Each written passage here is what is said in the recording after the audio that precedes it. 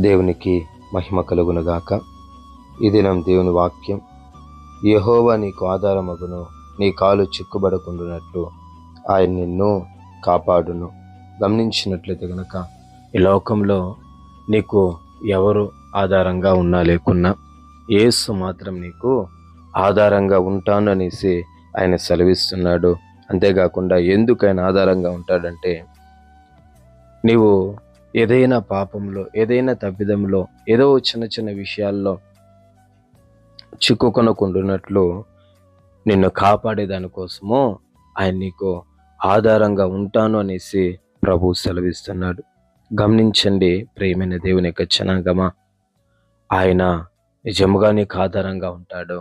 ఏ పరిస్థితుల్లో తగులుకోకుండా ఆయన తప్పించి నిన్ను కాపాడుతాననేసి నిన్ను ప్రాణానికి ప్రాణంగా ప్రేమించినటువంటి యేసు నీతో చెప్తున్నాడు. ఇంతగా నిన్ను ప్రేమించే దేవుడు ఎవరుంటారు? ఇంతగా నీ ఎడల కృప చూపే దేవుడు ఎవరుంటారు? ఇంతగా నీ ఎడల జాలి చూపించేవారు ఎవరుంటారు?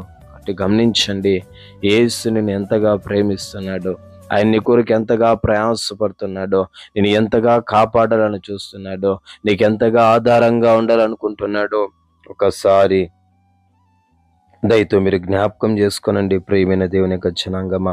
నిశ్చయముగా దేవుడు తన మహాకనికరమును, కృపను బట్టి నిన్ను కాపాడుతూ, రక్షిస్తూ, సంరక్షిస్తూ వస్తున్నాడు.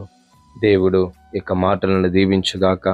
మహాగణుడా, పరిశుద్ధుడా, ప్రేమ నమ్మకం కలిగినటువంటి మా పరలోకపు తండ్రి, మీకు వందనాలు, స్తోత్రాలు చెల్లిస్తున్నాం నాయన. ఈ మాటలు మీరు దీవించండి, ఆశీర్వదించండి, అభివృద్ధి పరచండి. యేసు నామములో తండ్రి, ఆమేన్, ఆమేన్.